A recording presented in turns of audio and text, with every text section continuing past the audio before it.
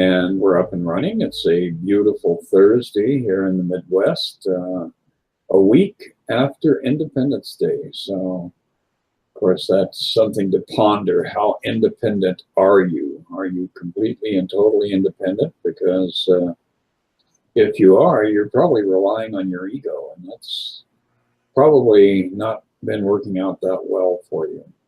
How are things up on the north side there, Barret? It's going good so far, yeah. Yeah, the sun's coming out. I think it's supposed to heat up to around 90 or so today, so we got another nice warm summery day in the works. And somehow when you mentioned Independence Day, my mind went back to the movie Independence Day. So I had the image of aliens coming overhead and zapping us all. So Yeah, well, considering current conditions, it wouldn't be an unexpected thing. I mean, pretty much everything else is chaotic, and so that would be just kind of like icing on the cake. There we go, and it makes for a dramatic movie. We can fly fighter jets into spaceships and things like that. So. Well, at least in the movie, the commander-in-chief was, equipped to handle the issues. I think in our current circumstance, we might be more than vulnerable to those nasty aliens, because there seems to be a crisis in the government here in the good old US of A. Yeah, it's true. Our current president might try to interest them in purchasing some real estate in Miami or something. Yeah, get them involved in a project in Singapore. But it's just more of the dog and pony show. It's nothing to be consumed by, to be upset by. But if you can step back and enjoy it, see the humor in it, that takes a lot of the angst out of the conditions that we appear to be going through right now.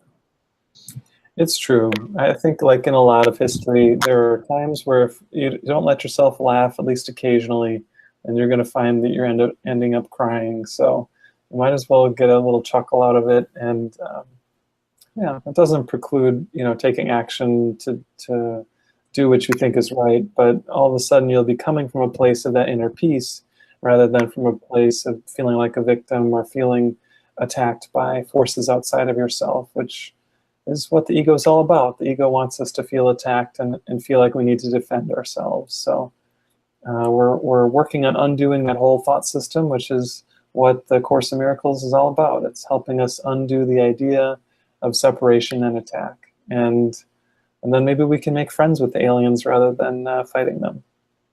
Absolutely. As you start to really get into the Course, you start to actually be able to identify the ego and observe it and not be seduced by it. But it still is astonishing how much we protect it. The ego is like having a dog on crack that attacks everybody around you and pees on your leg at least once every half hour. And why would you want to hold on to that? Why would you want to have that dog living in your home? Bad boy, bad boy. Say the least. So anyway, but all of our machinations, the stories that we are creating are all dependent on the ego for their outcome. And at times we have to draw back and look at what's going on. And that was why I was looking at lesson 197. I'd shared it with you a little bit earlier here, but that whole idea of being in control of your life is such an illusion, and it can be so seductive and ultimately creates so much chaos.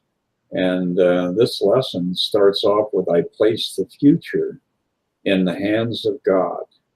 And I think that really is the ultimate challenge for us, especially in these times. Instead of trying to control the future, to live into that, slide into that place of just absolute trust and release. And it starts off with the idea, today's idea takes another step toward quick salvation. And a giant stride it is indeed. So great the distance is that it encompasses, it sets you down just short of heaven, with a goal in sight and obstacles behind. So, you know, the real way to approach life is slipping into that space of radical trust and not trying to orchestrate the events in your life, but merely become the observer of them. And by doing so, you can forgive the error before it actually impacts you. Yeah, and what a gift that is, right? So when we think about the word forgive, it literally means to give ahead of time. So what do we give? We give our gentleness, we give our kindness, we give our dedication to be peaceful, even in situations that might on the outward look very unpeaceful. So this is a practice, right? As we're talking about, miracles are habits. So we need to form these habits. And how do we do that? Well, every time we get a little ticked off, or whether we totally lose our cool, we step through these ideas. We remember that we're never upset for the reason we think. We consciously say, I place the future in the hands of God. We recall our projections and remember that none of this really happened anyway. So I don't need to be so hooked into it. I don't need to put my trust in this. You know, what we want to do is we want to put our trust where it's actually worthy of being placed, which is always with the divine, which is always with God. This world is a world of shift and change. And when we place our faith on things here, the thing that we can be assured of is that that thing will change. So it may last for a day, for a year, for even a decade or more, but at some point something's going to change. And again, just shifting back to the whole political situation, a lot of people are really upset because there are things happening with our current president that are sort of undermining a lot of these rules that our government has relied upon for decades, and sort of an idea of a conduct of good faith that has been more seriously undermined than in the past, at least in recent memory. So what we do if we're really upset by this is we can see that we're placing our faith in some political institution or convention. And what we want to do is want to realize, well, what I did is I put it in something temporary. And my lack of peace now is happening because I gave my peace away, and I want to bring it back. I want to bring it back within by relinquishing the attachment that I put on that thing. And as we practice this, what we do is we can find that stable place within ourselves, which is our divine truth, that doesn't shift and change, and that we can find the state of real deep happiness, even in the face of challenging circumstances. And like I said before, it doesn't mean we can't speak out, we can't take actions that we believe would be helpful in this situation. But our whole energy while we're doing it is now different. Rather than being defensive or angry, it comes from a place of peace and love within our hearts. And that's really the energy we want as we do everything in our lives.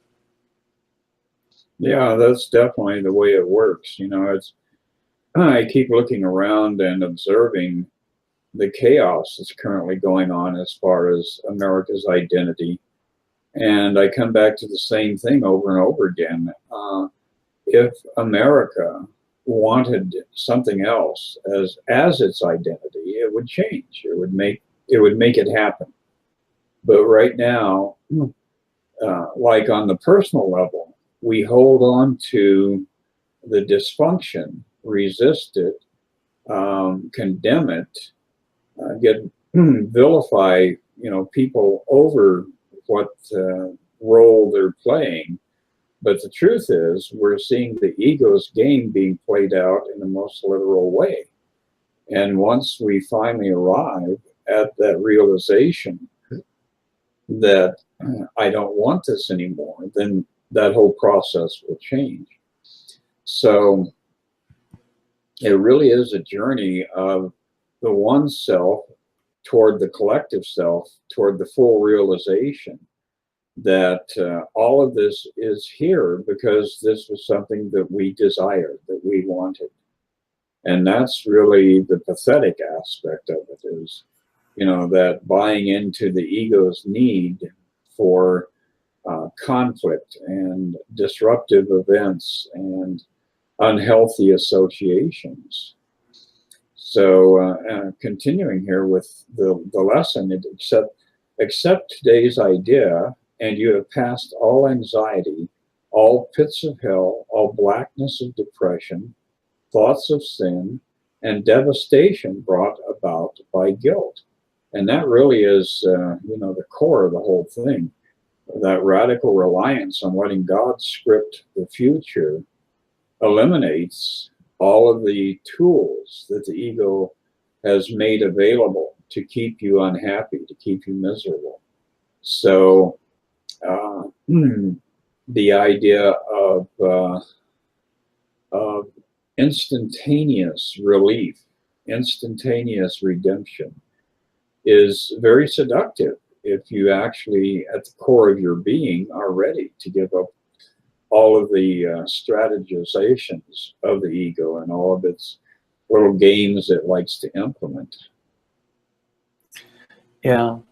And one of the reasons why this is often challenging is because we are either knowingly or unknowingly, we are addicted to these machinations, right? We're addicted to the games that the ego plays. We're addicted to feeling superior or sometimes feeling inferior. All of these different sort of issues that show up in our relationships, whether it's issues of anger, fear, maybe being passive aggressive. These things are dynamics that maybe we don't consciously like, but on some level we're actually really comfortable with. And to give them up feels uncomfortable to us. So this is why, for almost all of us, this process is a journey, right? It's a journey of self-realization, of seeing what's happening, seeing the choices that we're making as we go through our day and through our life, and starting to say, is this what I want? Is this really what I want, the way that I'm going about things? And just coming to that question, and the answer usually is no, right? Usually we don't want to keep doing that. It's really helpful. It's really helpful. And maybe sometimes the answer is yes, I do want to keep doing this. You know, we're afraid to let go of the old way of being still.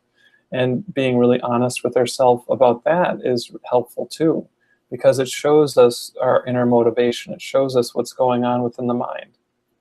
And it opens the door for, if not a change in this moment, at least a knowing that at some point we're going to be ready to change. At some point we're going to be ready to let go of the ego's hand, which always leads us back to holding Holy Spirit's hand. So this is really good news, right? It's good news that we have this choice, and good news that we're going within ourselves to see how willing we are, because ultimately it's that willingness that will lead us to our experience of more peace and more happiness and more joy. Absolutely. And as we move down to the fourth paragraph here, it says, God holds your future as he holds your past and present. They are one to him, and so they should be one to you. Yet in this world, the temporal progression still seems real. And so you're not asked to understand the lack of sequence really found in time. You are but asked to let the future go and place it in God's hands. And you will see by your experience that you have laid the past and present in his hands as well. Because the past will punish you no more. The future dread will now be meaningless. And that really is, you know, such a empowering approach to life. And it is so simple. All you have to do is just let go. It's just a process of release. And yet we have such a struggle with trying to manipulate and maneuver and get the advantage, get the upper hand, come out, you know, as top dog. That old ego dog wants to be on top. And that really is, you know, the crux of all of our misery and frustration and unhappiness. Yeah, I keep going back to that dog on crack from the beginning. That's a scary dog. Get off me. Get off me, buddy. Well, and when he lifts his leg, you know, it's going to be a repeated experience just over and over and over again. So you can have an expectation as to what the future is going to be like if you're allowing the crack dog ego to guide you through this mortal realm. Yeah, and it's such a good example that our inner state is what shows up in our outer world. As you were talking about before, you know, if we as a country wanted to have sane leadership, we would choose sane leadership. So the fact that we haven't chosen that means that this is what we want. And even if there was manipulation or subterfuge involved in kind of installing Trump as the president, in some way this is what we want. Why? Because it's what we're experiencing. And really acknowledging that there is this desire for unkindness, there is this desire for attack, there is this desire for deception, that all of this exists in some level within us, is a part of really helping to heal it and release it. So another way of saying this is we need to be able to see the shadow within so that we can undo the shadow. Now, as we talk about this dynamic, when we say see these things within ourselves, it doesn't mean that the form in our personal world or personal experience is the same as what's unfolding on the presidential level, on the political level. But it means that in some way those energies are here within us. And that's where the work is then, bringing these shadows forward. The ego is strengthened by hiddenness, right? When we're hiding something, that is reinforcing the ego thought system. And what we want to do is we want to bring these hidden pieces forward into the light, into the joy. And what we find is that they don't have the power that they seem to. You know, when they were hidden, they seem to have a certain amount of power, but when they're brought into the light, just like anything that's made out of shadow, the shadow will disappear. And we'll see that there was really nothing there. That what seemed so scary when it was in the dark is actually nothing at all in truth. And this is the shift that we make again and again and again by bringing whatever's within ourselves forward. And it's not always easy to do this, right? There's often some amount of resistance to this process. But this practice is actually what frees us from these chains that seem to bind us. Well, and the centerpiece of the ego's whole program is the idea of being a victim. You know, having no control over our lives, having no capacity to defend ourselves, always being pursued and victimized. And yet the real condition that we exist in is that we have the absolute power to transform our lives right now in this minute by looking at that whole idea of victimization and realizing that we've bought into a false story about who's in control. And that really is what the course is all about, is getting us back to that recognition that everything that we have created that we thought we wanted has turned on us. And so it's time for us to renounce that creature, that Frankenstein kind of creature that we have crafted out of dead body parts and used as a jumpsuit. It's time to let go of that. So it's going to be, you know, more and more, I think, it's going to be amped up so that the collective has to address the truth of what's going on, that we created this, and now it's time for us to allow it to be transformed into something that is empowering and joyful and filled with light instead of continuing this downward spiral. Yeah, and it reminds me that the most repeated line in the Course is I am not a body, right? I am not a body, I am free, for I am still as God created me. So as you describe this sort of Frankenstein monster, there's also another line in the Course where Jesus calls our body, you know, a rotting prison, you know, a wall of flesh around the mind. These are the descriptions of the body in the Course, and they're really not very favorable. Now, again, once we give the body over to spirit, it becomes a communication vessel. You know, once the body has been created, it actually is a neutral thing. So even if it might have been created to kind of be a symbol of separation and the proof that death is real, once we kind of realize it can have another purpose, we can hand it over to that light within. And then we find that we're saying the words that are kind and loving, we're doing the things that are compassionate and gentle, we're actually living from that place of truth, because the body has become that communication vessel for spirit to move through. And that's really what we are all moving towards by letting go of this fear. So, you know, I often think of it as we sort of chip away at the ego. We chip away at it every time we release a little bit more judgment, we release a little bit more anger, we release a little bit more pain. We're coming into ourself more and more. And all we have to do is just keep at it, right? So perseverance is one of the most helpful qualities that someone on a spiritual path can have, because it means that they're gonna move through even the tough stuff, even the stuff that seems hard. We don't know how we can let it go. We don't know how we can heal it. That perseverance will get us through that too, and everything. Yeah, it's all about being present-minded. You know, in the fifth verse here, it says, "Release the future, for the past is gone, and what is present, freed from its bequest of grief and misery, of pain and loss, becomes the instant in which time escapes the bondage of illusions, where it runs its pitiless, inevitable course. Then is each instant which was salved to time transformed into a holy instant, when the light that was kept hidden in God's Son is freed to bless the world." So it's a very simple process. You know, that whole idea of being seduced by controlling the future is probably one of our most vulnerable aspects that we as separate individuals are holding on to and creating the separation with.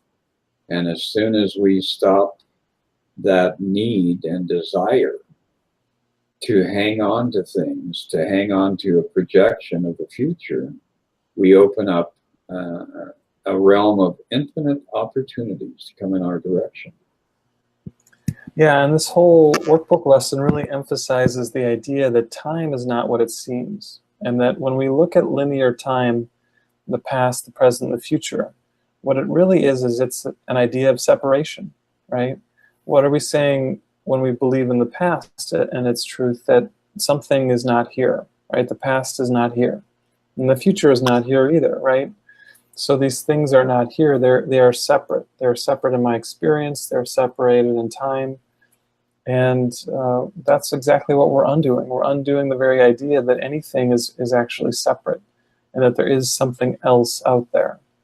So another way we can look at it is we can connect past, present, and the future to what we call the unholy trinity of the ego. And the unholy trinity of the ego is sin, guilt, and fear. So when we look at that, we can say we think we sinned in the past, which at the very core is our idea that we've separated ourselves from God. So we believe we sinned in the past, we're guilty in the future for what we've done then, and then we're fearful of punishment, fearful of what is to come. And as we're undoing all of these ideas, we're actually undoing our belief in time as well. And this is kind of a big idea, but what it means is that we actually find ourselves in the holy present, always. As we move through this world, we may have thoughts about the future or the past, but there is no fear associated with them anymore. There's no attachment or real depth of meaning that's connected to them. And that means that we can just be here now, as Ram Dass said so beautifully in his great book. Yeah, that was a great book. And, you know, there are so many addendums to A Course in Miracles that you can reference. I mean, all of this literature that's been compiled over the last 5,000 years, starting with the Gita and moving through all the sacred text, there are these little nuggets that are sprinkled throughout all of them that basically, when you assemble the whole thing, that's what A Course in Miracles is it's ancient wisdom that is present release for those of us who are willing to let go of that need to control the way the world operates. So, you know, it's nothing new that we're discussing here. This is not some radical new age version of, you know, escaping your victimhood. It is a profound assembly of illuminated thoughts that span the centuries and have been the way home, the guidepost for thousands and thousands of people. Yeah, yeah. The Holy Spirit has always been available to everyone, right? That right-minded self is within us all, and it's guided people since before anyone knew about the Course, and as long as the Course will be in existence, it's here to help us remember that we can always choose love and peace instead of fear and judgment. And again, with our sort of somewhat theme of our political situation in the world, knowing that is really important now, because it means that we can find a place of peace even when outer circumstances seem threatening or challenging. And that we can always, if we're willing, we can always see the Christ in another, even if they're espousing an idea that we don't believe is true. Doesn't mean we need to demonize them or villainize them. We can see that light in them, even as we do what we think is right. And it might be speaking and saying something that is in opposition to what they're saying, but we can do that from a place of love as well. Absolutely. Although it is a little bit challenging to try and see the face of Christ in the aliens that landed here in Independence Day 1. So,